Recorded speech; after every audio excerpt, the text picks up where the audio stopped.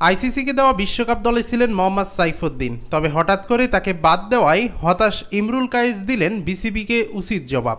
বিশ্বকাপের টিকিট কাটাই ছিল সাইফুদ্দিনের, অপেক্ষা ছিল শুধু বিমানে ওঠার। তবে শেষ মুহূর্তে এসে বিশ্বকাপ দল থেকে বাদ পড়ে গেলেন মোহাম্মদ সাইফুদ্দিন। বিশ্বকাপ দল আইসিসির কাছে জমা দেওয়ার ডেডলাইন ছিল গত 1 মে।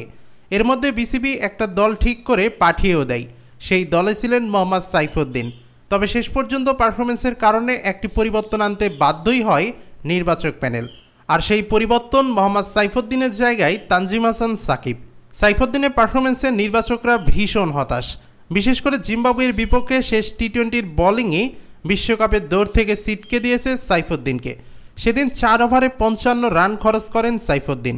যদিও সাম্প্রতিক পারফরমেন্স এবং উইকেট শিকারের দিক থেকে তানজিম সাকিবের চেয়ে এগিয়েই মোহাম্মদ সাইফুদ্দিন, তারপরও সাইফুদ্দিনকে কেন বাদ দেওয়া হলো, এই প্রসঙ্গে ক্রিকফেন্সিকে দেওয়া সাক্ষাৎকারে ইমরুল কায়েস বলেছেন, সাইফুদ্দিন বিশ্বকাপে যাচ্ছে জানতাম, তাহলে এক ম্যাচ দেখেই কেন তাকে বাদ দেওয়া হলো। এভাবে একটা ছেলে বিশ্বকাপের স্বপ্ন ভাঙা ঠিক না।